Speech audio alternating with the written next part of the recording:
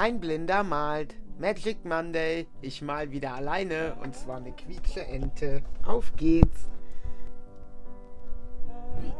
Dort kommt mein Kopf hin. Diesen mache ich etwas rund.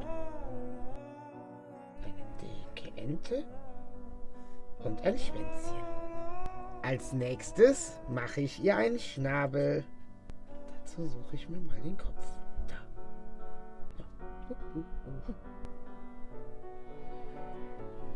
Jetzt kommt ein schwarzes Äuglein.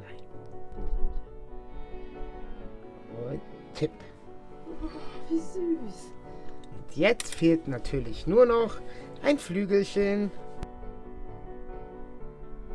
Ich hoffe, sie gefällt euch und wir sehen uns beim nächsten Mal. Viel Spaß in der Badewanne. Und wenn ihr mich weiter supporten wollt, dann werft doch für mich einen Blick in meinen Shop. Danke!